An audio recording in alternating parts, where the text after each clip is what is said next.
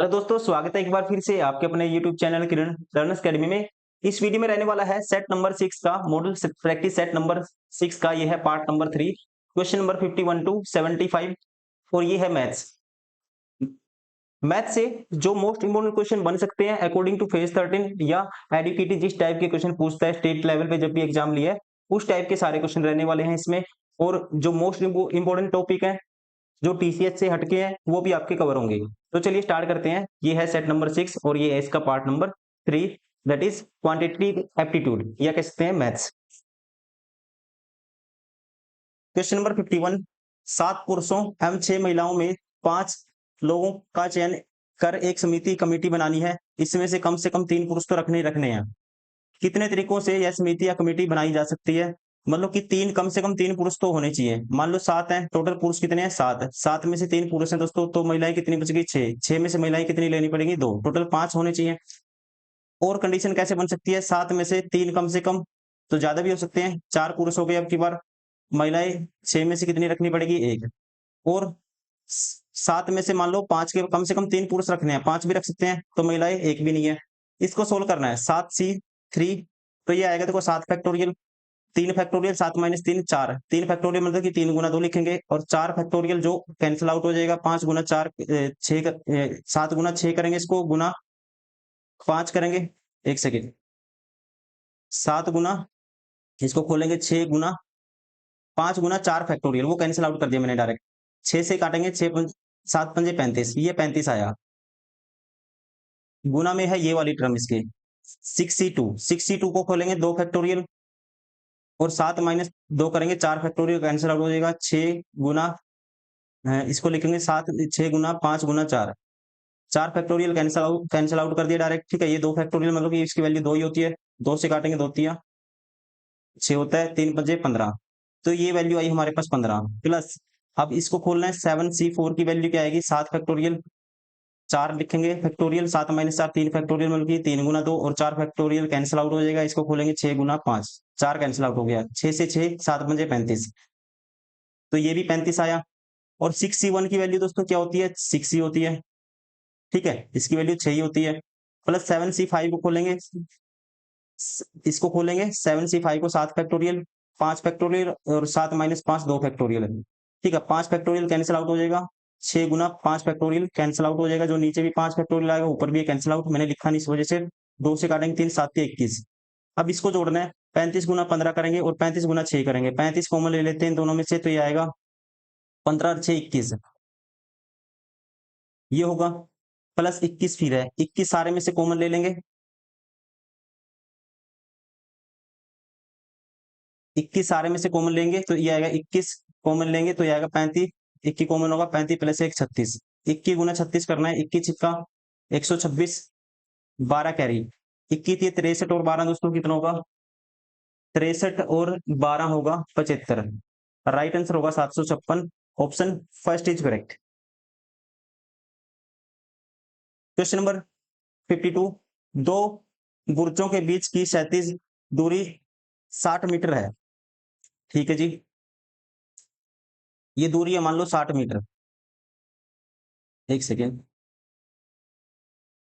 ये है 60। पहले बुर्ज का शिखर दूसरे बुर्ज के शिखर से 45 डिग्री अवनमन कोण बनाता है। अब मान लो एक बुर्ज है, इसकी हाइट ये कुछ भी मान लो, ये हाइट है इतनी, और इसकी हाइट कहता है दूसरे, यदि दूसरे बुर्ज की ऊंचाई 150 मीटर है, ये लेंथ है जी 150। अब ये बनाता है कितना अवनमन कोण? बनाता है कितना? 45 डिग्री का पहले वाले से। ये कोण 45 डिग्री है दोस्तों, तो ये लाइन में यहां से खींच दूंगा तो ये भी कोण। ठीक है, क्या होगा? ये 45 है तो ये भी 45 होगा कोण। अब ये 60 है तो ये भी 60 होगी। इसकी टोटल लेंथ ये मान लेते हैं h एक टाइम के लिए। तो आपको बताना पहले बुर्ज की ऊंचाई बतानी है। अब देखो 45 डिग्री, tan 45 निकालेंगे, क्या होता है दोस्तों? tan 45 होता है 1, तो लंब बटे आधार होता है, ये भी 1 होगी, ये भी 1 होगी। ठीक है ना, ये भी 1 होगी, ये भी 1 होगी। tan 45 1 होता है, इसको लिखते हैं लंब बटे आधार। लंब बटे आधार मतलब बेस। 1 की वैल्यू, लंब की वैल्यू क्या है दोस्तों, इस ट्रायंगल में, ऊपर वाली ट्रायंगल में, इसमें लंब ये टोटल 150 थी, ये एच थी, तो ये होगी 150 माइनस एच। लंब आधार बेस क्या है, 60 है, बेस है जी 60, तो यहाँ से 60 बराबर है 150 माइनस एच होगा। तो एच की वैल्यू क्या होगी दोस्तों, उस साइड लेके जाऊंगा तो ये माइनस हो जाएगा 150 में से, तो एच की वैल्यू आएगी 150 माइनस एच करेंगे, मतलब कि ये करेंगे 60 माइनस करेंगे 150 में से, तो ये आएगा 90। राइट आंसर होगा ऑप्शन थर्ड। तो ये तरीका है। दूसरा डायरेक्टली आप कर सकते थे, जैसे 1 यूनिट की वैल्यू 60, ठीक है, 1 यूनिट की वैल्यू 60, तो ये वैल्यू 60 होगी दोस्तों, टोटल 150 थी, तो ये कितनी बचेगी, 90 बचेगी। ये भी आप सोच सकते हैं, ठीक है, कैसे भी करिए, जल्दी करना आपको बस।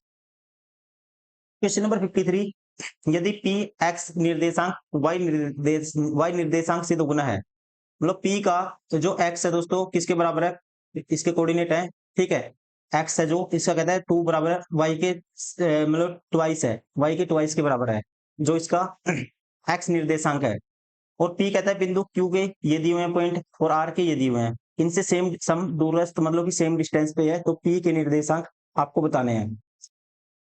सेम डिस्टेंस पे है तो आप देखो पी के जो मान लिया पी के है एक्स और वाई, पी के पॉइंट क्या है दोस्तों, एक्स और वाई है, इसके निर्देशांक या ऑर्डिनेट्स, इनसे सेम डिस्टेंस है, तो डिस्टेंस का फॉर्मूला आपको पता होना चाहिए।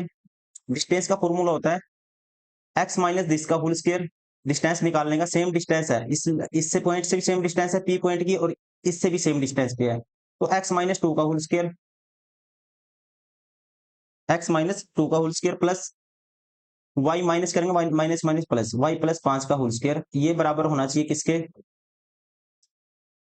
ये बराबर होना चाहिए, अब इससे डिस्टेंस निकालो, एक्स प्लस 3 का whole square, minus minus plus हो गया, और प्लस वाई माइनस 6 का होल स्क्वायर, ये डिस्टेंस इक्वल होनी चाहिए। अब दोनों जगह एक्स की जगह 2y पुट कर दो, आसान रहेगा, या y की जगह x बाई 2 पुट कर दो, x की जगह 2y पुट करेंगे तो ये हो जाएगा हमारे पास, ये कैंसिल हो जाएगा, दोनों तरफ स्क्वायर करेंगे, तो x माइनस एक्स की जगह 2y पुट कर दो, 2 माइनस वाई, 2y माइनस 2 का होल स्क्वायर, 2y माइनस 2 का होल स्क्वायर होगा ये, प्लस ये y प्लस 5 का होल स्क्वायर है, और ये 2y प्लस 3 का whole square plus y minus 6 का whole square, this is equal to this. अब इसको खोलेंगे 4y स्क्वायर आएगा, सॉरी एक सेकेंड, ये आएगा जी 4y square plus 4 plus 2ab, मतलब कि 2ab मतलब कि 8y, वैसे इसको भी खोलेंगे y स्क्वायर आएगा प्लस 25 आएगा, प्लस दोस्तों 2ab मतलब 10y आएगा, बराबर किसके होगा ये। अब इन दोनों को खोलो, 4y स्क्वायर आया यहाँ से, a square plus b square plus 2ab, 3 दूनी 6 दूनी 12, प्लस इसको भी खोलेंगे y स्क्वायर आएगा प्लस के 36 माइनस 2ab माइनस के 12y। अब जो कैंसिल आउट हो जाता है, देखो 4y स्क्वायर यहाँ पे भी है, 4y स्क्वायर दोस्तों यहाँ पे भी है, कैंसिल आउट हो गया। और क्या है यहाँ पे, अब ऊपर वाले को हटा देते हैं एक बार के लिए, इसको हटा देते हैं,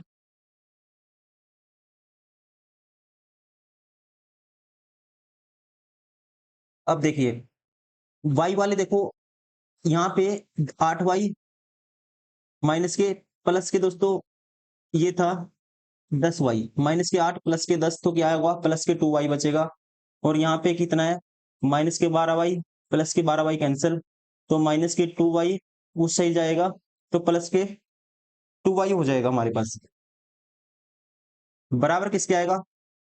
अब कांस्टेंट y स्क्वायर से देखो y स्क्वायर कैंसिल, अब यहाँ पे कांस्टेंट टर्म 25 है, और यहाँ पे दोस्तों कांस्टेंट टर्म कितनी है, 36 है, 36 और 9 45, 45 माइनस 25 और 4 29 माइनस करेंगे, ये आएगा 16 के बराबर, तो y से कैंसिल आउट करके y बराबर आएगा 8 के, y की वैल्यू 8 है, तो x की वैल्यू दोस्तों क्या आएगी, x की वैल्यू आएगी 16, तो पॉइंट क्या होंगे 8 और 16, x की वैल्यू सॉरी x की वैल्यू 16 है, तो पहले 16 x लिखते हैं 16, और y की वैल्यू क्या है 8 है, तो पॉइंट आएंगे 16 और 8, राइट आंसर होगा ऑप्शन 4।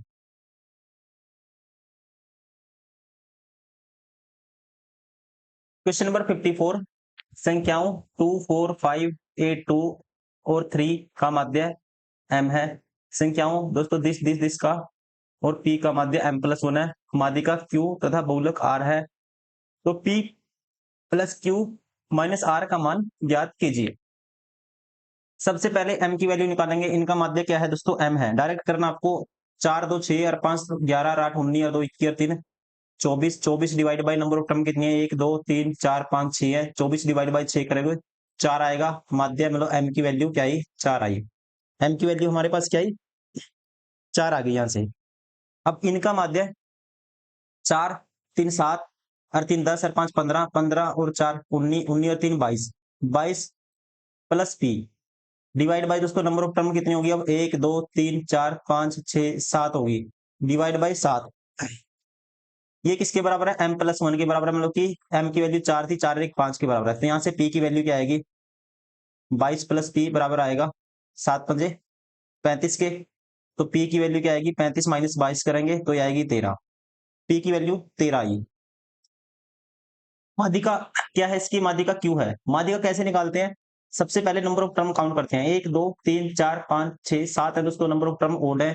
तो 7 प्लस 1 8 डिवाइड बाई 2 4। चौथी टर्म होगी मीडियन, मतलब कि माध्यिका कब, जब आप इनको इंक्रीजिंग ऑर्डर में लिख लोगे। तो सबसे पहले चौथी टर्म देखनी है। पहली ये आएगी सबसे छोटी, फिर 2 3। तो पहली 3 टर्म तो 3 3 3 3 यही है। तो इसका मतलब सबसे ज्यादा 3 आया है, रिपीटेशन 3 का है। तो बहुलक डायरेक्ट हम कह सकते हैं, बहुलक क्या है, आर है। आर की वैल्यू तो 3 है।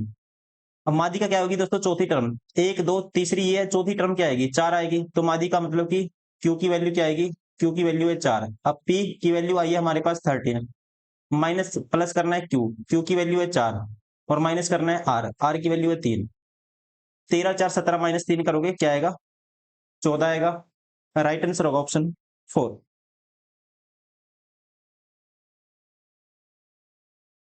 क्वेश्चन नंबर 55, चीनी के मूल्य में 10% की कमी हो जाने से कोई उपभोक्ता 279 रुपए में 6.2 केजी चीनी अधिक खरीद सकता है। तो चीनी का प्रारंभिक मूल्य ज्ञात कीजिए। देखो चीनी की मूल्य में प्राइस क्या हो गया दोस्तों, प्राइस हो गया 10 से 9 हो गया। 10% की फ्रैक्शन 1/10, तो कह सकता हूं 10 पे 1 की कमी होगी, 10 से क्या हो गया, प्राइस 9 हो गया। क्वांटिटी क्या हो जाएगी, क्वांटिटी दोस्तों अब एक्सपेंडिचर तो कांस्टेंट है, तभी तो एक्स्ट्रा चीनी खरीद पा रहा है वो सेम पैसों में। तो कह सकते हैं क्वांटिटी 9 से 10 हो जाएगी। कितने का इंक्रीज हुआ, 1 यूनिट का। और ये कहते हैं क्वांटिटी में कितना, कितनी चीनी एक्स्ट्रा खरीद पाता है, 6.2 केजी। 1 यूनिट की वैल्यू 6.2 केजी थी। इसका मतलब पहले कितनी खरीदता था वो, 9 यूनिट। तो 9 से गुना कर दो इसको, 9 दूनी 18, 9 दूनी 18 एक आ रही है, 9 छिका 54 और 1 55, 1/10 है। तो 55.8 केजी पहले इतनी चीनी खरीदता था वो। कितने पैसे खर्च करके, 279। इतनी दोस्तों 279 में इतनी चीनी खरीदता है, तो पर केजी रेट क्या होगा, पहले जो प्रारंभिक मूल्य क्या था, 279 में कितनी चीनी खरीदता था वो, 55.8 केजी। या इसको डायरेक्ट लिख सकते थे 9 गुना 2। तो 1 केजी की वैल्यू क्या आएगी, पर केजी रेट क्या होगी चीनी की, 9 गुना, यहाँ पे मल्टीप्लाई नहीं करनी थी हमें, क्योंकि हमें तो इससे 9 से काट देंगे इसको। 9 7 16 2 18, 9 30 27, 9 1 9, 31/6.2 करेंगे। तो ये 10 31 पॉइंट, सॉरी 31/6.2 है। पॉइंट हटाएंगे 10 ऊपर चला जाएगा, ये 62 है। 31 दूनी 62, 2 पे काटेंगे 5। तो चीनी की रेट क्या थी स्टार्टिंग में, 5 rupees per KG. Right answer होगा ऑप्शन 3। क्वेश्चन नंबर 56, एबीसीडी एक समचतुर्भुज है जिसकी भुजाएं AB बराबर है 4 और एंगल ABC 120 डिग्री है। तदनुसार उसके विकर्ण BD की लंबाई कितनी होगी। मान लेते हैं कोई समचतुर्भुज है, ये ऐसे कोई समचतुर्भुज ए बी सी डी और एंगल ABC दिया है कितना, 120 डिग्री। और आपको बताना है विकर्ण BD की लंबाई। अब आपको दोस्तों पता होना चाहिए जो इसके डायगोनल है कितने पे काटते हैं, 90 डिग्री पे काटते हैं। डायगोनल कितने पे काटेंगे, ये एंगल होगा 90 डिग्री। और डायगोनल एंगल बाइसेक्टर का काम भी करते हैं। टोटल ये एंगल ABC 120 था, तो ये होगा 60 डिग्री। ये 60 डिग्री है और ये दोस्तों कितना है, ये लेंथ है 4 है। यहां से या तो आप ये 30 डिग्री एंगल होगा, या तो cos 60 निकाल लो। cos 60 होगा आधार बटे cos 60 डिग्री होगा दोस्तों आधार बटे कर्ण। तो आधार क्या होगा, ये पॉइंट ओ मान लेता हूँ, ओबी बटे कर्ण क्या है दोस्तों, ये वाली सामने वाली जो परपेंडिकुलर है इसके सामने वाली लेंथ क्या है, ये कर्ण है। आधार बटे कर्ण मतलब कि base by hypotenuse cos 60 degree. cos 60 की वैल्यू होती है 1/2, तो ओबी की वैल्यू क्या आएगी, ओबी की वैल्यू आएगी 2 से ये 2 कैंसिल, तो क्रॉस मल्टीप्लाई करेंगे, ओबी की वैल्यू आएगी 2 सेंटीमीटर। अगर ये लेंथ दोस्तों 2 है, अब आपको पता है डायगोनल ये यहाँ पे मिड पॉइंट पे बाइसेक्ट करते हैं, तो ये मिड पॉइंट है, ये 2 है तो ये भी 2 होगा, 2 दूनी 4, तो बीटी की वैल्यू होगी 4 सेंटीमीटर। राइट आंसर होगा ऑप्शन 4। कुछ बेसिक प्रॉपर्टी आपको पता होना चाहिए तभी आप क्वेश्चन कर पाओगे, वरना फंस जाओगे ऐसे क्वेश्चन में। ठीक है, आपको पता होना चाहिए था ये एंगल बाइसेक्टर का काम करेगी लाइन, ये 60 डिग्री कौन हो जाएगा, डायगोनल का दोस्तों जो ये पॉइंट है वो मिड पॉइंट का काम करेगा। ठीक है, ये आपको पता होना चाहिए था। क्वेश्चन नंबर 57, 12 वर्ष के एक लड़के के लिए न्यास के अधीन 1 लाख रुपए छोड़ जाते हैं, न्यास के अधीन 1 लाख रुपए छोड़ जाते हैं, न्यासी राशि को 6% प्रति वर्ष साधारण ब्याज दर पर निवेश कर देते हैं और अवयस्क लड़के को जेब खर्च के लिए प्रति वर्ष के लिए 2500 रुपए देते हैं। न्यास का खर्च 500 रुपए प्रति वर्ष आता है, अवयस्क लड़के के को 18 वर्ष की आयु में कितनी राशि सौंपी जाएगी। अब सबसे पहले 6% से 6 वर्ष का ब्याज निकाल लो। ठीक है, 6% से देखो 12 से 18 हो गया दोस्तों, 6 वर्ष का ब्याज लगेगा, 6 वर्ष का ब्याज, तो राशि कितनी हो जाएगी, तो कह सकते हैं 6% से 6 ऐसा ही है, 36% इसका निकालोगे तो 36,000 ब्याज मिलेगा। 36,000 तो ब्याज हो गया, डायरेक्ट कर दिया। ठीक है, उसके अलावा जेब खर्च कितना हो जाएगा दोस्तों, उसका 2500 रुपए है, जेब खर्च प्रति वर्ष 2500 रुपए है, 25 का 150, 15,000 रुपए हो गया उसका जेब खर्च हो गया 15,000। सॉरी, खर्च के जेब खर्च के, हाँ 2500 रुपए जेब खर्च था, न्यास का खर्च 500 रुपए प्रति वर्ष आता है, 500 रुपए प्रति वर्ष मतलब 6 वर्ष में 5 का 30, 3,000 खर्चा ये हो जाएगा। इतना ब्याज मिला था, टोटल राशि थी 1 लाख रुपए, इतना ब्याज था दोस्तों, उसमें से खर्चा 18,000 रुपए हो गया, तो बचा कितना 18,000। तो 1 लाख में 18,000 जोड़ देंगे, 10 की पावर 5, 1 लाख में तो क्या होगा, 1,18,000 हमारा होगा राइट आंसर। कह सकते हैं 18 वर्ष की आयु होने पर कितनी राशि उसको सौंपी जाएगी, अवयस्क लड़के को 18 वर्ष की आयु होने पर कितनी राशि सौंपी जाएगी, 1,18,000। राइट आंसर होगा ऑप्शन 3। क्वेश्चन नंबर 58,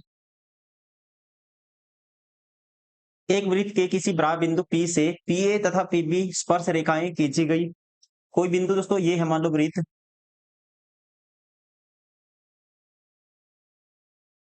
कोई बिंदु P से, ये कोई पॉइंट P है, इससे 2 रेखा खींची गई, ये मान लेते हैं PA, और ये ऐसे PB 2 रेखाएं ऐसे खींची गई, टेंजेंट है ये, स्पर्श रेखाएं।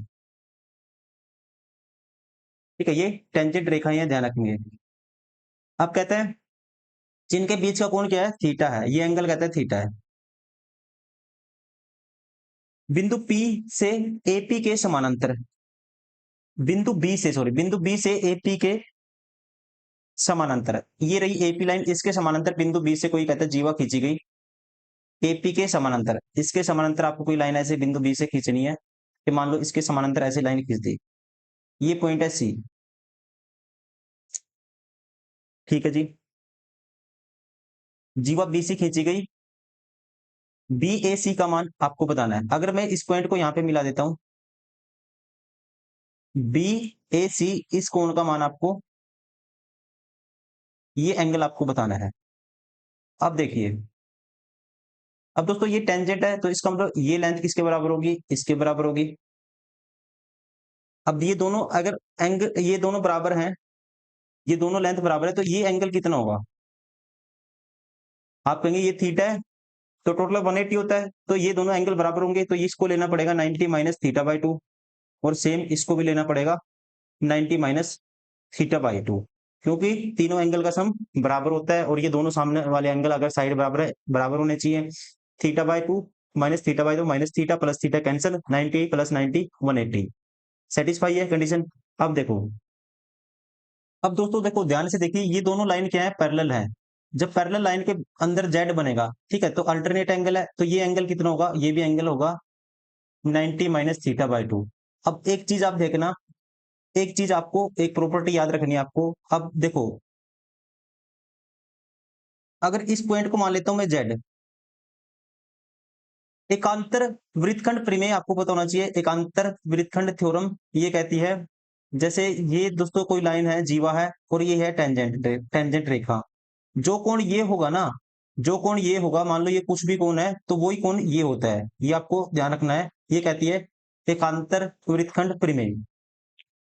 मतलब कि टेंजेंट रेखा और ये कोण, टेंजेंट रेखा और ये कोण, जो सेक्टर होगा ना दोस्तों, इसके अल्टरनेट ये वाला सेक्टर होगा, ये कोण जो होगा, तो ये इनके बीच का कोण, ये प्रॉपर्टी है, ये बराबर होते हैं। अब ये 90 माइनस थीटा बाई टू था, तो ये भी 90 माइनस क्या हो गया, ये भी 90 माइनस थीटा बाई टू हो गया। अब दोस्तों देखिए, यहां से आप खुद ही कहेंगे, अब ये एंगल कितना हो गया, ये 90 माइनस थीटा बाई टू है, ठीक है, और ये भी 90 माइनस थीटा बाई टू है, और ये एक स्ट्रेट लाइन है, ये वाली एक क्या है, स्ट्रेट लाइन है। ये स्ट्रेट लाइन है कि दोस्तों, ये इतना सा कोण 90 माइनस थीटा बाई टू, ये कोण भी 90 माइनस थीटा बाई टू।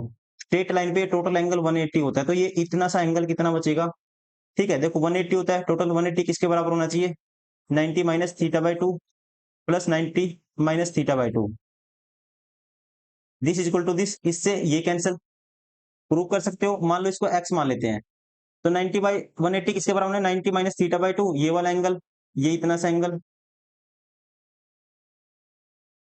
ये इतना सा एंगल कितना, ये इतना angle 190 minus theta by to, और ये भी एंगल कितना था हमारा 90 minus theta by to, 90 minus theta by to, 90 minus, मैं बेसिक जो स्टूडेंट है उनके लिए बता रहा हूँ, ठीक है, 90 माइनस थीटा बाई टू, इसको मान लेता हूँ मैं एक्स, ये 180 के बराबर होना चाहिए, तो 180 से 180 cancel, theta by to minus theta by to, minus के थीटा होगा उससे जगह प्लस हो जाएगा, तो एक्स बराबर किसका आएगा, थीटा के बराबर आएगा, तो इसका मतलब ये एंगल किसके बराबर आया, एक्स थीटा के बराबर। यही पूछा था, बी ए सी किसके बराबर होगा, थीटा के बराबर। राइट आंसर होगा ऑप्शन थर्ड। क्वेश्चन नंबर 59, एक ठेकेदार किसी काम को 56 दिन में समाप्त करने का ठेका लेता है। उसने प्रतिदिन 8 घंटे काम करने वाले 104 व्यक्तियों को काम पर लगाया, परंतु हुआ क्या, 30 दिन बाद उसने पाया कि सिर्फ 2/5 भाग काम ही समाप्त हो पाया है। बताएं कि ठेकेदार कितने व्यक्तियों को नियुक्त करे ताकि 9 घंटे प्रतिदिन काम करके काम समय पर समाप्त हो जाए। देखो दोस्तों, यहाँ पे 30 दिन बाद उसने पाया, 30 दिन तक कह सकते हैं हम 104 व्यक्ति काम पे आए, 30 दिन तक 104 व्यक्ति काम पे आए 30 दिन के लिए, और प्रतिदिन 8 घंटे, और काम कितना हो गया, काम हो गया जी, टोटल 5 था, 2 हो गया, बचा कितना, रिमेनिंग काम यहाँ लिखते हैं 3, 3 बच गया। अब ये काम करवाना है, मान लो कितने व्यक्तियों की संख्या, मान लो व्यक्ति है M2, M2 व्यक्ति हैं प्रतिदिन। अब 56 दिन में काम समाप्त हो जाना था, ये 30 दिन तो लगे, मतलब 26 दिन में ये काम समाप्त हो जाना चाहिए, M2 व्यक्ति होने चाहिए। अगर ये रिमेनिंग काम कितने दिन में होना चाहिए दोस्तों, दिस काम किसके बराबर होना चाहिए, रिमेनिंग काम के बराबर होना चाहिए। तो ये कॉन्सेप्ट यूज करते हैं, M1 D1 और T1 डिवाइड बाय W1, और M2 D2 T2 divide by W3। तो M2 इंटू में रिमेनिंग डे, टोटल 56 थे, 30 हो गए 26, और प्रतिदिन 9 घंटे काम करते हैं, T2 की वैल्यू 9 है। तो आपको M2 की वैल्यू बतानी है, क्योंकि रिमेनिंग काम करने के लिए सेम इफिशियंसी वाले इंसान आपको चाहिए, जो भी आप इसमें रिमेनिंग काम बच जाता है, इसलिए दोनों को इक्वल रख देते हैं। M2 दिस बराबर है दिस इंटू में दिस, और डिवाइड बाय 3 डिवाइड बाय 2। अब कैंसिल आउट करो, 26 चौका 104 होता है, कैंसिल आउट हो गया। अब 3 तिया 9 होता है, 3 से काटेंगे दोस्तों, ये आएगा 10, और इसको काट दो 2 पे, ये आएगा कितना, 4 आएगा, 4 चौके 16 के आगे एक जीरो है, 160। तो मतलब कि कितने में M2 की वैल्यू आई 160। अब ये रिमेनिंग काम कितने आदमियों ने किया, 160 आदमियों ने किया, तो कितने एक्स्ट्रा नियुक्त नियुक्त किए गए, तो आप कहेंगे 160 में से माइनस कर दोगे 104, आएगा 56। राइट आंसर होगा ऑप्शन 4। क्वेश्चन नंबर 60, एक थैले में 6 लाल एवं 9 हरी गेंदें हैं। रेड है, एक कोई थैला है दोस्तों, रेड बॉल कितनी है? रेड है जी 6, और ग्रीन है कितनी है? ग्रीन है 9। 2 गेंदें यादृच निकाली जाती हैं, क्या प्रकट है कि इनमें से कम एक लाल रंग की होगी? देखो टोटल कितनी है गेंद? 9 और 6 15। टोटल नंबर ऑफ आउटकम 9 15 में से कितने निकलेंगे दोस्तों? टोटल नंबर ऑफ आउटकम होंगे 15 C2, 2 निकाली है। अब कम से कम एक लाल चाहिए, लाल कितनी है? 6 है, इसमें से एक होगी, कम से कम एक या ज्यादा भी हो सकती है। फिर ग्रीन कितनी है? 9, इसमें से फिर इसका मतलब जो निकाली है एक क्या होगी दोस्तों? ग्रीन होगी। और कंडीशन क्या होगी? बीच में लगाएंगे और ये हो सकती है, या फिर दोनों की दो लाल हो सकती है, लाल 6 है 6C2, मतलब एक भी ग्रीन नहीं होगी, दोनों की दो, कम से कम एक लाल होनी चाहिए, तो दोनों लाल भी हो सकती है। कम से कम एक, कम मतलब ज्यादा कितनी भी हो सकती है, ठीक है, ज्यादा दोनों की दो भी हो सकती है। अब 6C1 की वैल्यू 6 होती है, 9C1 की वैल्यू 9 होती है, प्लस 6C2 को खोलेंगे 6 फैक्टोरियल, 2 फैक्टोरियल, 6 माइनस 2 करेंगे दोस्तों 4 फैक्टोरियल। ऐसे ही 6 गुना 5 गुना 4 फैक्टोरियल से ये कैंसिल आउट हो जाएगा, 2 पे काटेंगे ये आएगा 3, 5 तो ये 15। तो 54 और 15 कितना होगा? 54 और 15 होगा 69।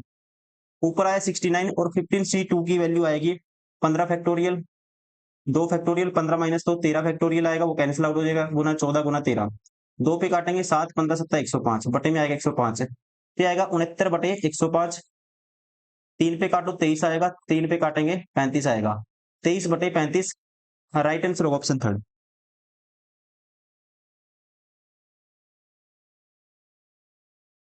क्वेश्चन नंबर 61, एक लंबवत प्रिज्म का आधार समलंब चतुर्भुज है, ठीक है जी, जिसकी समानांतर भुजाएं 11 और 15 सेंटीमीटर था, उनके बीच की दूरी 9 सेंटीमीटर है। यदि प्रिज्म का आयतन 10 है तो प्रिज्म की ऊंचाई क्या होगी? दोस्तों ध्यान रखेंगे, किसी भी 3D फिगर में जब भी हमें वॉल्यूम निकालना हो, आपको क्या करना है? एरिया ऑफ बेस निकालना है, इनटू में कर देना है, हाइट से मल्टीप्लाई कर देना है, वहां से आएगा वॉल्यूम। तो एरिया ऑफ बेस प्रिज्म का क्या है? इसका बेस क्या है? आधार समलंब चतुर्भुज है, समलंब का क्षेत्रफल होता है 1/2, सम ऑफ पैरेलल साइड 11 और 15 26, और इंटू में हाइट, हाइट कितनी है? 9 है, और इंटू में दोस्तों एच, ये तो एरिया बेस हो, एरिया बेस हो गया, और हाइट से मल्टीप्लाई कर देंगे, ये आएगा वॉल्यूम, और ये बराबर है 1300 sorry 1731.6। This is equal to this. अब 2 पे काटेंगे 13 आएगा, 13 निम्मा 117, 117 इसके डिवाइड में चला जाएगा, और ये आएगी एच की वैल्यू। अब इसको कैंसिल आउट करते हैं, इसका 10 बटे में आएगा, ठीक है। अब इसको 13 पे काट के देखते हैं, पहले 13 निम्मा 117, इसको 13 पे काटेंगे, 13 कम 13 बचेगा 4, 13 तिये 39 दोस्तों, 13 कम 4 बचा, 13 तिये 39, 4 बचेगा, 13 तिये 39, 13 दूनी 26 ही आया। फिर 9 पे काटेंगे, 9 एकम 9 बचेगा 4, 9 चिका 9 चौका 36, 9 अठा 72, 148 बटे 10, तो ये आएगा 14.8। हाइट क्या आएगी? 14.8, right answer of option third.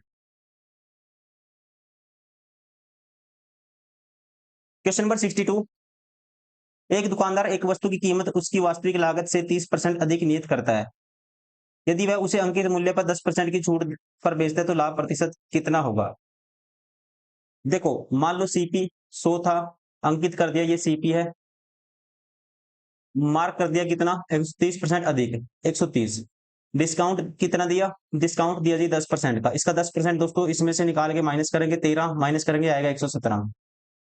तो लाभ कितना है दोस्तों? डायरेक्ट 100 पे, कोई भी लाभ अपने आप में परसेंटेज होता है, 17 का लाभ है 17%, right answer of option third.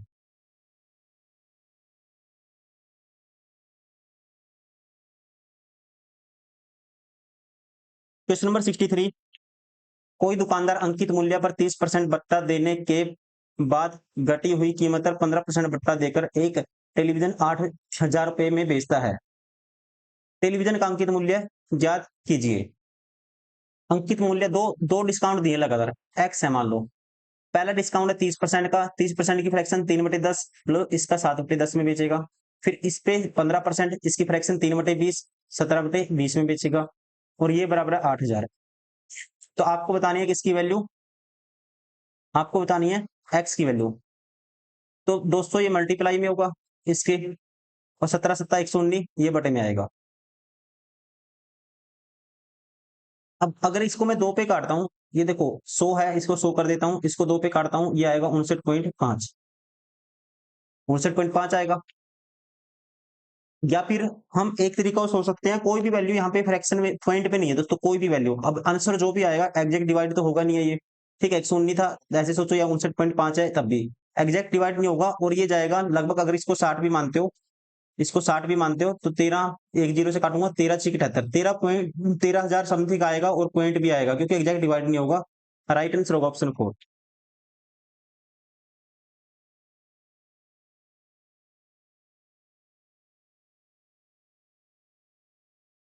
Question number 64, सब कुछ दिया हुआ है इसमें, सीडी का मान आपको बताना है, सीडी का मान आपको, ये वाली लेंथ आपको बतानी है, ये वाली लेंथ हमें, सीडी की वैल्यू हमें बतानी है। मान लेता हूं दोस्तों सीडी की वैल्यू कुछ भी मान लेता हूं, ठीक है, मान लेता हूं सीडी की वैल्यू में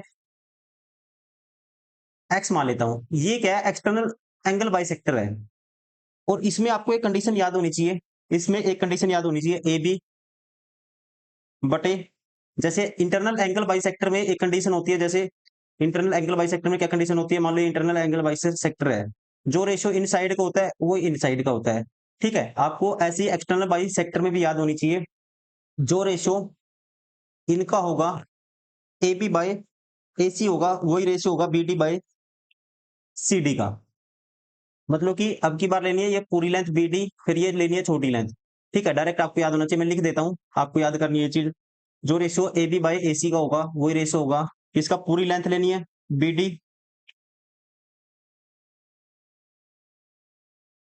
डिवाइड बाई सी डी, ठीक है, याद रखनी है, इनका रेशियो क्या है, 12/9, 12/9, किसके बराबर होना चाहिए, बी डी की वैल्यू क्या होगी दोस्तों, बी डी होगी 7.5 प्लस एक्स होगी, और सी डी की वैल्यू एक्स मानी है हमें, जो एक्स की वैल्यू हमें बतानी है, तो 12x की वैल्यू किसके बराबर आएगी, 12x बराबर होगा, मल्टीप्लाई कर देंगे, 12x बराबर है 7.5 इंटू में 9 प्लस 9x, ये उस साइड जाके माइनस होगा, 3x बराबर आएगा इसके, ये 3x बराबर आएगा इसके, तो x की वैल्यू क्या आएगी, डिवाइड कर दो इसको 3 से, ये आएगी x की वैल्यू, 3 से काटेंगे 3 3 9, और 7.5 का 3 गुना करना है, ठीक है, तो सीधा कर दो 7.5 का 3 गुना, क्या आएगा 22.5 आएगा, right answer option second. Question number 65, यदि बिंदु 3 4 समीकरण 3y प्लस ए एक्स प्लस 7 के ग्राफ पर स्थित है तो ए का मान ज्ञात कीजिए, अगर बिंदु इस ग्राफ पे स्थित है तो इसको सेटिस्फाई करेगा, तो एक्स की जगह 3 पुट कर दो, वाई की जगह 4 पुट कर दो, तो 4 3 12 बराबर होना चाहिए, एक्स की जगह 3 पुट करना है 3a के प्लस 7 के, तो यहाँ माइनस होगा 7, तो 5 बराबर है 3a के, तो a की वैल्यू क्या आएगी 3a, और a की वैल्यू आएगी 5/3, राइट आंसर होगा option first. Question number 66, 1 plus cos theta बटे में 1 minus cos theta plus 1 minus cos theta बटे में 1 प्लस कोस थीटा, इसका मान क्या होगा, या तो पुट कर दो 90, जीरो तो पुट नहीं कर सकते हम, ठीक है, 0 डिग्री अगर पुट करते हैं तो वो नीचे इन्फिनिटी बन जाएगा, ठीक है, वो नहीं कर सकते आप, या तो 45 डिग्री पुट करो या फिर इसको सोल्व करो, सोल्व करेंगे तो ये 1 प्लस कोस थीटा का होल स्क्वायर होगा, तो इसका मतलब 1 प्लस कोस थीटा आएगा, ये 1 माइनस कोस थीटा आएगा दोस्तों यहाँ से, और नीचे ए स्क्वायर माइनस बी स्क्वायर, तो 1 माइनस साइन स्क्वायर थीटा आएगा, sorry 1 minus cos square theta, और वो को साइन स्क्वायर थीटा हो जाएगा, 1 minus cos square theta, sign square theta उसका रूट है ऊपर, तो बचेगा बचेगा साइन थीटा, इससे ये कैंसिल, 2 बटे में साइन थीटा आएगा, साइन थीटा ऊपर जाके क्या बनाएगा, कोसिकेंट थीटा बना देगा, 2 cosecant theta, right answer of option 4। Question number 67, एक प्रकाश स्तंभ जिसका मुख उत्तर की ओर है, रोशनी की किरणें पंखे के आकार में उत्तर पूर्व की ओर से उत्तर पश्चिम की ओर फेंकता है, ठीक है जी, किसी जहाज पर कोई व्यक्ति जो पश्चिम की ओर जा रहा है, पहली बार रोशनी को देखता है जब वह प्रकाश स्तंभ से 8 किलोमीटर दूरी पर होता है, और 15 सही दो 15√2 मिनट तक देखता रहता है। जहाज की गति किलोमीटर प्रति घंटा में क्या है?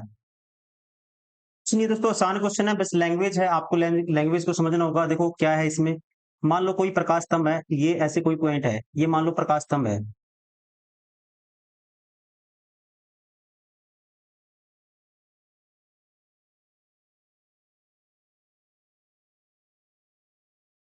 अब कहता है कोई व्यक्ति, ये अपने आप में स्ट्रेट लाइन है, मैं सही बनाता हूँ एक सेकंड। ये ऐसे प्रकाश स्तंभ है, कोई व्यक्ति मान लो ए पॉइंट पे है, यहाँ पे इसको देखता है जहाज से, ये एक पॉइंट है, इसको देखता है ऐसे, कहता है रोशनी की किरणें पंख के आकार में उत्तर पूर्व की ओर से पश्चिम, उत्तर पूर्व कौन सा होगा, उत्तर पूर्व ये वाली डायरेक्शन से, उत्तर पश्चिम ये वाली डायरेक्शन होगी, की ओर फेंकता है। ठीक है, ऐसे पंख के आकार में, ऐसे रोशनी फेंकता है पंख के आकार में।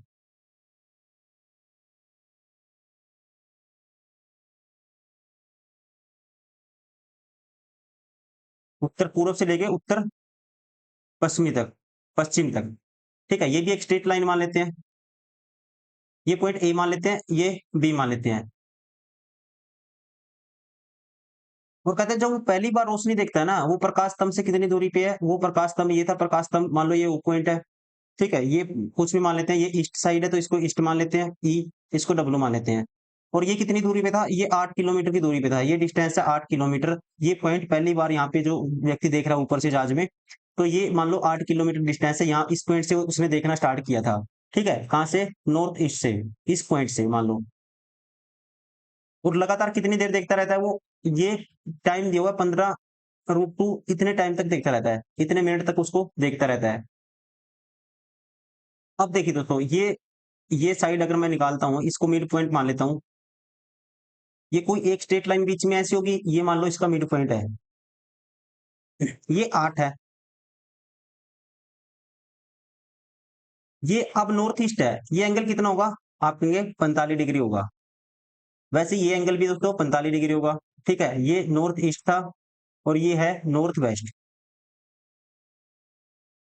ये 45 होगा, तो अल्टरनेट एंगल ये भी 45 डिग्री होगा। अब 45 tan 45 निकालेंगे, क्या होता है, वन वन होता है, 1/1, मतलब कि लंब ये होगा, लंब बटे आधार, ये 1 यूनिट, ये 1 यूनिट, ये दोस्तों क्या आएगा, √2 आएगा। √2 यूनिट की वैल्यू 8 है, तो 1 यूनिट की वैल्यू क्या आएगी, 8/√2। ठीक है, तो ये 8/√2 है, प्लस ये भी 8/√2 है। तो ए बी की लेंथ क्या आएगी, ए बी की लेंथ आएगी, तो कहेंगे 8√2 plus A√2 twice of 8/√2, 8/√2 twice of 8/√2, इससे ये कैंसिल, तो ये आएगा √8√2 कह सकते हैं। ए बी की वैल्यू कही 8√2 बराबर है ए बी। अब जो इतना डिस्टेंस है उसने कितने टाइम में कवर किया, डिस्टेंस दोस्तों कितने टाइम में कवर किया, ये डिस्टेंस 15√2 मिनट में, 15√2 मिनट में। अगर मैं उसकी स्पीड निकालता हूं, स्पीड क्या होती है, स्पीड होती है, वेलोसिटी होती है डिस्टेंस बाय टाइम। डिस्टेंस कितना है, आप कहेंगे 8√2 है ए बी, और ए बी कवर करने में टाइम कितना लिया, 15√2 मिनट, इससे ये कैंसिल। तो ये जो स्पीड आई है उसकी, टाइम था मिनट में, 8/15 किलोमीटर पर मिनट आई है। ये कह सकते हैं किलोमीटर पर मिनट, मतलब किलोमीटर पर मिनट, मतलब 8 किलोमीटर कवर करता है वो 15 मिनट में। आपको पर ओवर में स्पीड चाहिए, तो 4 से मल्टीप्लाई कर दो, तो मतलब 60 मिनट 1 ओवर के बराबर है, 1 ओवर में कवर करेगा, 4 से इधर भी मल्टीप्लाई करो, 32 किलोमीटर। Right answer option 4।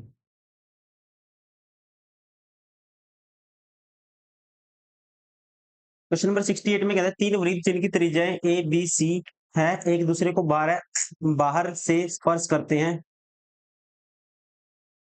उनके केंद्रों के मिलाने से बनने वाली त्रिभुज का क्षेत्रफल ज्ञात कीजिए। कुछ भी है दोस्तों, ऐसे ये तीन वृत्त हैं, बाहर से स्पर्श करते हैं एक दूसरे को, ऐसे ये तीन वृत्त, इसका सेंटर मान लो ये है, इसका ये है और इसका ये है, जिनकी त्रिज्याएं क्या है ए बी सी, और इनके केंद्रों को मिलाने वाला जो त्रिभुज बनेगा आपको बताना है उसका अक्षेत्रफल। अब इसका सेंटर मान लेता हूं ए, इसका मान लेता हूं बी, और इसका सेंटर मान लेता हूं दोस्तों सी। यहां से अब त्रिज्या क्या है इसकी, ए, ये है मान लो बी लेंथ है, ये दोस्तों बी है। तो वैसे यहाँ पे त्रिज्या ये लेंथ ए है, ये भी बी है दोस्तों, वैसे ये सी है, ये भी सी है। तो यहाँ से अगर हम कुछ मान लेते हैं इनको, अगर एक के मान लेते हैं जो डिस्टेंस, टोटल डिस्टेंस ये एक्स है, एक ये है मान लो, एक मान लेते हैं एक्स है। ए बी की वैल्यू क्या मान ली मैंने, ए बी की वैल्यू मान ली एक्स। एक्स बराबर किसके होगा, ए प्लस बी के बराबर होगा। वैसे ही बीसी को मान लेते हैं वाई, बीसी को मान लेते हैं वाई, वाई किसके बराबर होगा, बी प्लस सी के बराबर होगा।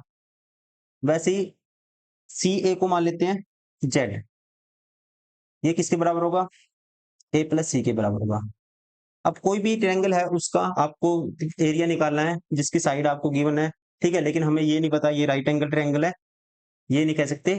ट्रायंगल दोस्तों क्या है, विषमबाहु त्रिभुज है। तो इसका कैसे निकालेंगे, सेमी पेरीमीटर निकालेंगे पहले। सेमी पेरीमीटर क्या होता है, इन सभी का जोड़ डिवाइड बाय 2 करते हैं। तो सभी को जोड़ेंगे, 2 बार ये आएगा, 2 बार बी आएगा, 2 बार सी आएगा, और डिवाइड बाय 2 करेंगे तो आएगा एस की वैल्यू आएगी A plus B plus C, direct कह सकते हैं। अब आपको निकालना है S into S minus A and S minus X, S into S minus X, X minus Y, S minus Z. S की value A plus B plus C है,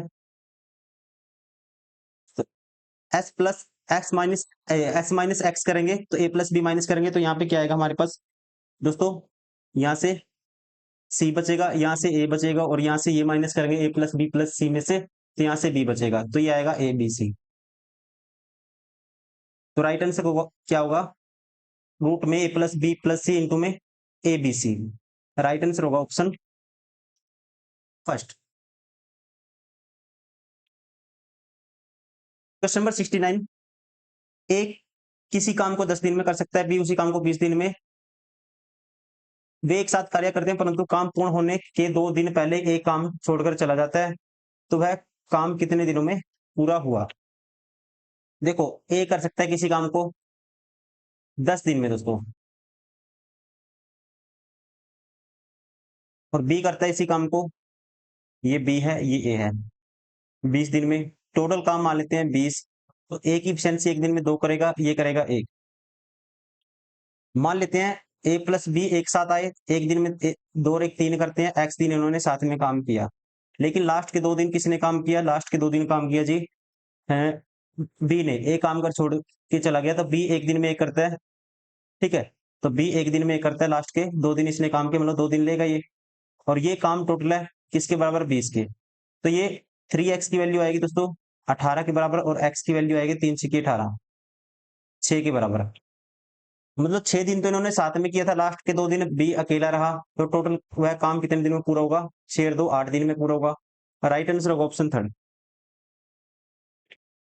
एक तो ये तरीका है, या फिर ऐसा करो, ऐसे क्वेश्चन में 2 दिन आपको पता है 2 दिन बी ने किया, लास्ट के 2 दिन का काम, और ए भी मान लो साथ में रहता, तो 2 दिन में, लास्ट के 2 दिन में ए कितना कर लेगा, तो 2 दूनी 4 कर लेगा, टोटल काम होता है फिर 24। और ए बी साथ में, बी भी साथ में है, एक दिन में 3 करते हैं, 24 करवाना है, तब भी क्या आएगा 8 दिन। ऐसे भी कर सकते हो। Question number 70, sine theta plus cos theta, sine theta minus cos theta बराबर थी, तो साइन की पावर 4 थीटा माइनस कोस की पावर 4 थीटा का मान क्या होगा। देखो क्रॉस मल्टीप्लाई कर दो, साइन थीटा बराबर है sine theta plus cos theta, बराबर आएगा 3 sine theta minus 3 cos theta, इसके बराबर आएगा। तो ये माइनस हो जाएगा, तो कह सकते हैं 2 साइन थीटा बचेगा, और ये दोस्तों उस साइड जाएगा, ये होगा 4 कोस थीटा हो जाएगा, 4 सी हो जाएगा, कह सकते हैं 2 दूनी 4। तो इसको बटे में ले जाऊंगा कोस थीटा को, साइन थीटा बटे कोस थीटा, टेन थीटा होगा, टेन थीटा आएगा किसके बराबर, 2 के बराबर।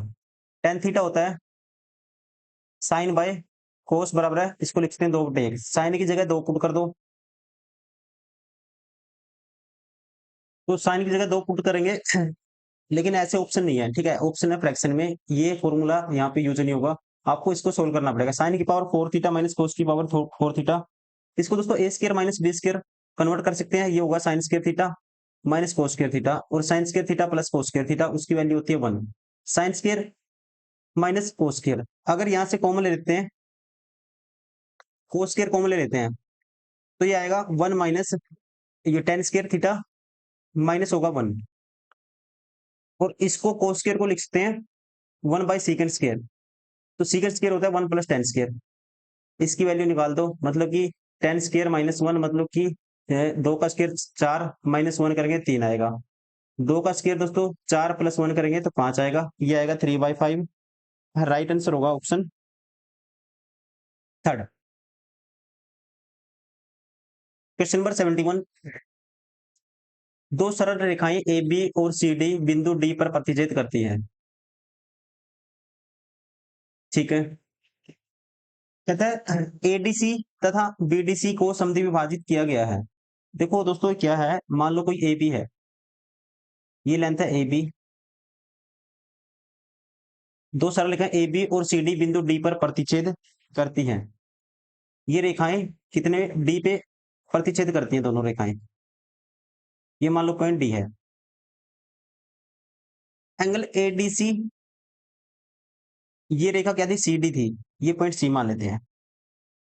एंगल ए डी सी, ये एंगल, और बी डी सी ये एंगल, मतलब ये एंगल और बी डी सी ये एंगल समद्विभाजित किया गया है, मतलब ये एंगल इसके दोस्तों ये समद्विभाजित किया गया इन एंगल को, मान लो ये लाइन है जो इनको समद्विभाजित करती है।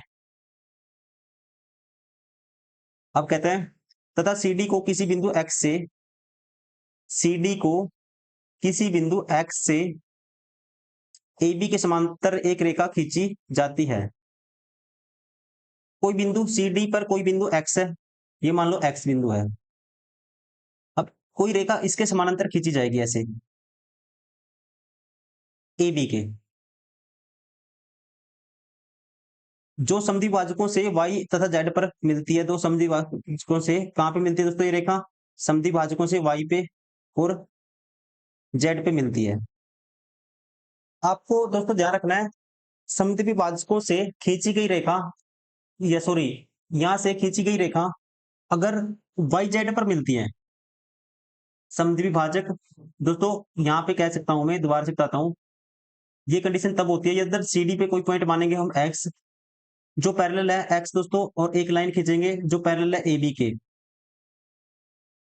और समद्विभाजकों वाले पॉइंट पे से यहां से अगर रेखा खींचेंगे दोस्तों, ये मिलेगी, कह सकते हैं अगर यहां से कोई रेखा खींचेंगे हम, ये रेखा वाई जेड पे तभी मिलेगी जब ये क्या होगा, एक इक्विलेटरल ट्रायंगल होगा, जिसमें व्यास क्या होगा, व्यास होगा दोस्तों डायमीटर होगा वाई जेड, ध्यान रखेंगे आप, यहाँ पे कंडीशन बनती है, फिर ये तीनों काम करती हैं किसका, रेडियस का, मतलब कि एक्स वाई ये आर के बराबर होगा, ये भी आर के बराबर होगा, और ये भी आर के बराबर होगा, ठीक है। ऐसा होता है सर्कल में, इसको व्यास मान के एक सर्कल ड्रॉ करेंगे ऐसे, एक सेकेंड, तब किस में होता है, ये सर्कल में होता है, तो देखो ये रेडियस के बराबर हो जाता है, ये रेडियस के बराबर होता है, और ये भी ध्यान रखेंगे, ये मैंने गलत खींच दी लाइन, एक सेकेंड दोबारा से ड्रा करता हूँ, ये होता है सर्कल की कंडीशन में, ये बनेगा सर्कल, देखो ऐसे सर्कल बनेगा ये, इसमें ये भी रेडियस होगी, ये भी रेडियस होगी, यहाँ टचिंग पॉइंट है ये, ठीक है, ये भी रेडियस होगी और ये भी रेडियस होगी और ये भी रेडियस, तो ये ट्रायंगल होगी इक्विलेटरल ट्रायंगल, और तीनों ये भुजाएं तीनों समान होंगी, तीनों की तीनों लेंथ, तो कह सकते हैं इस कंडीशन में क्या होता है, एक्स वाई बराबर होता है, एक्स वाई बराबर होगा एक्स जेड के, और बराबर होगा एक्स डी के, और तीनों किसका काम करेंगे, रेडियस का। राइट आंसर होगा ऑप्शन फर्स्ट, ये प्रॉपर्टी है आपको ध्यान रखना है बस।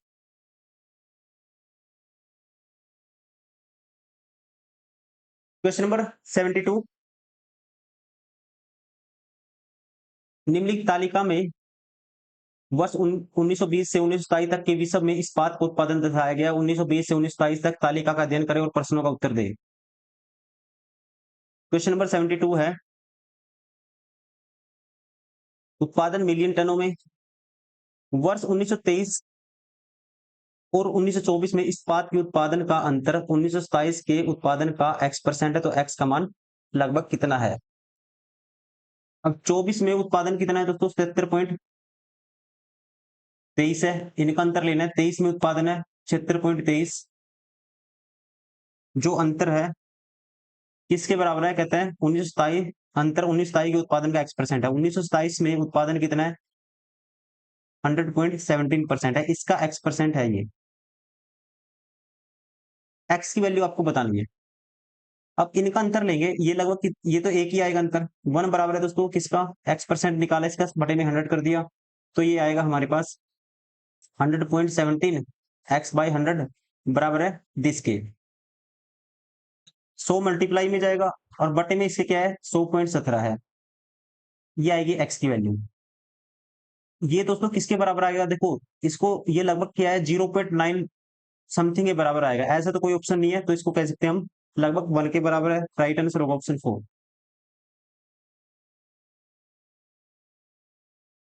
क्वेश्चन नंबर 73, वर्ष 1924 और 25 में इस्पात के उत्पादन का 1900 और 24 और 25 में दोस्तों इस्पात के उत्पादन का 1924 में था, हमने निकाला था, ये है 1924 में 77.23 प्लस 1925 में 88.93, और कहते हैं का उत्पादन का वर्ष 1923 और 27 के उत्पादन का अनुपात क्या है। 23 में है, वैल्यू है 23 में कितनी है, 76.23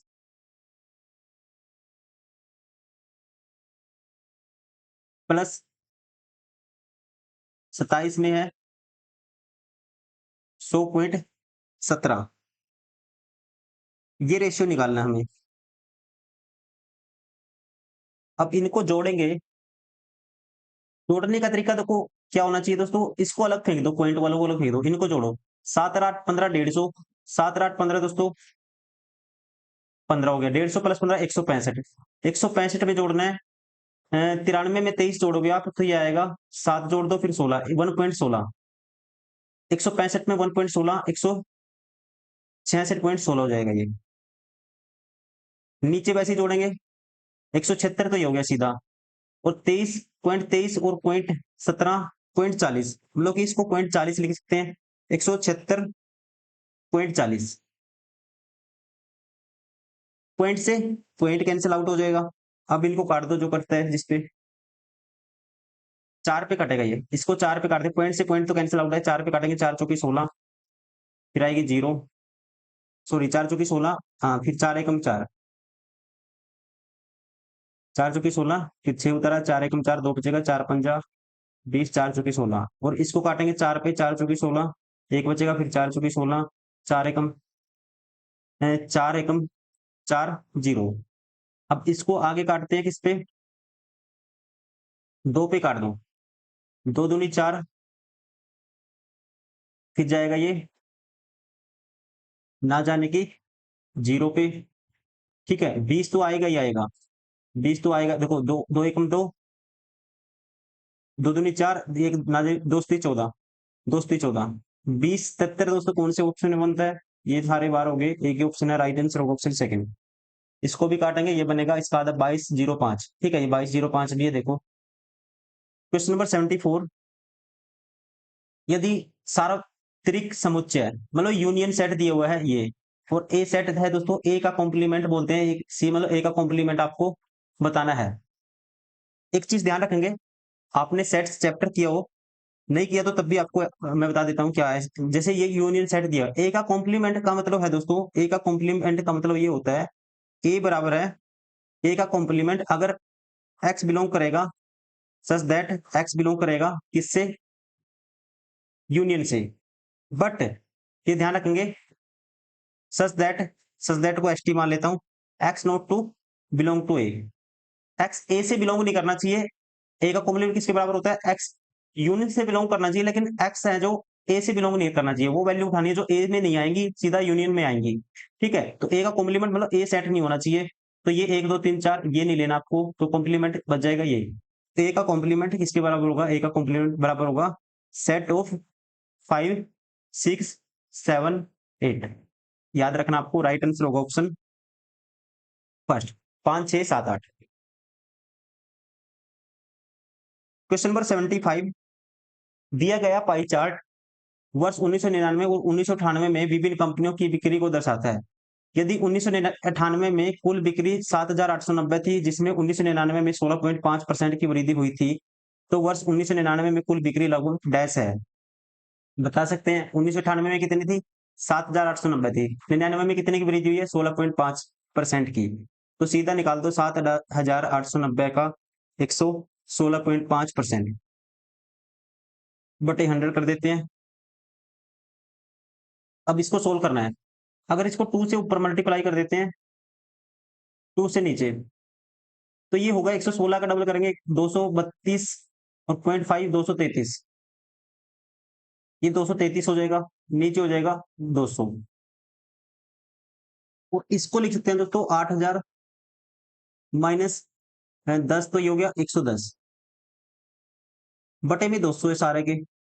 अब देखिए इसके बटे में 110 200 करूंगा मैं, तो 200 इसके बटे में करूंगा, क्या आएगा? 200 करूंगा 2 0 ये आएगा 40। और इसके बटे में 200 करूंगा दोस्तों, 0 से 0 ये आएगा 11/20, ऐसे आएगा। और गुना है इसके 233 से। अब मैं इसको अगर 0 भी मान लेता हूं ना, 0 भी मान लेता हूं, ये 11/20 है, मतलब ये किसके बराबर है? लगभग ये 0.5 मान लो या 0 मान लो, कुछ भी मान लो। इसको अगर मैं मान लेता हूं एक टाइम के लिए 0.5 मान लेता हूं, ठीक है, लेकिन उसका फायदा नहीं होगा 0.5 का मानने का। ये थोड़ा सा इसको इसको 0 मान लो एक बार। 40 के इससे गुना करूंगा मैं 40 की, तो ये आएगा 4 तिये 12, एक कैरी, 0 तो है ही है। 4 तिये 12 एक 13, एक कैरी, 4 दूनी 8 एक 9, 9,320। मतलब मेरा आंसर इससे कितना कम आना चाहिए? 233 में से दोस्तों इसका हाफ से मल्टीप्लाई करेंगे, 233 का आधा या 230 का आधा, 115 और माइनस होना चाहिए इसमें से। लगभग किसके आसपास ऑप्शन आएगा? ये ऑप्शन नहीं हो सकता, ये तो ज्यादा ही बड़ा है। ठीक है, तो ऑप्शन ये दोस्तों कुछ ज्यादा ही छोटा हो जाएगा। तो राइट आंसर होगा ऑप्शन फर्स्ट। 115 माइनस करेंगे फिर भी क्या आएगा? इसके पास आएगा। अगर 120 भी माइनस कर दो कितना आएगा? देखो 0 0, 3 में से 1 गया 2, 92 आया, मतलब इसके आसपास आएगा। राइट आंसर होगा ऑप्शन फर्स्ट।